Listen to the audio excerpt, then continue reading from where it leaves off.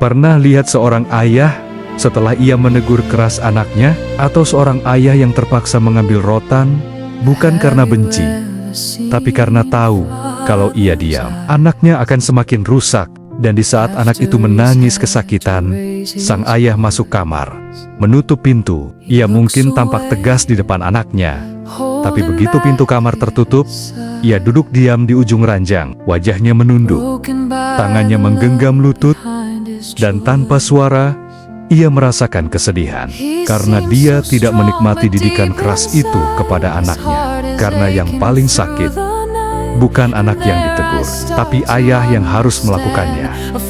Begitu juga hati Tuhan. Ia tidak pernah menikmati saat harus mendisiplinkan kita. Hatinya seperti berkata, "Kamu pikir aku tidak merasa sakit saat melakukannya?" Di kitab Ratapan dan Hosea menulis dengan kata yang begitu jujur. Sebab bukan dengan rela hati ia menindas dan merisaukan anak-anak manusia, dan hatiku berbalik dalam diriku. Seluruh belas kasihanku bangkit. Dalam konteks manusia, ini seperti ayah yang berkata dalam hati, "Aku benci harus menghukummu, tapi aku lebih benci jika kamu terus berjalan menuju kehancuran." Banyak orang mengira saat Tuhan diam atau keras, ia sedang marah. Padahal seringkali, ia sedang menahan diri untuk tidak membiarkan kita terhilang.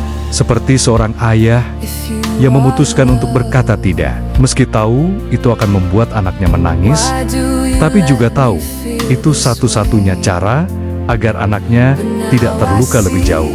Firman Tuhan di Ibrani katakan, "Karena Tuhan menghajar orang yang dikasihinya, dan ia menyesah orang yang diakuinya sebagai anak." Jika kamu harus menanggung ganjaran Allah, memperlakukan kamu seperti anak. Ayat ini menunjukkan bahwa disiplin Allah bukan tanpa air mata. Hukuman bukan tanda penolakan, tapi tanda pengakuan bahwa kita anak yang diakuinya. Seperti bapa yang menangis diam-diam setelah menegur keras anaknya. Ia pun melakukannya demi kebaikan. Dia bukan bapa yang menikmati menghukum. Ia tahu, kasih tanpa kebenaran tidak mendewasakan, tapi kebenaran tanpa kasih melukai. Maka ia memilih jalan yang paling berat bagi dirinya sendiri, mengasihi dengan luka. Oleh karena itu, kasih itu tidak berhenti di kata-kata. Ia turun menjadi manusia lewat Yesus Kristus, dan di salib, Allah membuktikan satu hal yang tak bisa dibantah oleh logika manapun. Ia tidak menghukum dari jauh, ia menanggungnya sendiri. Jadi kalau hari ini kamu masih ragu, atau bahkan tidak percaya, ingatlah,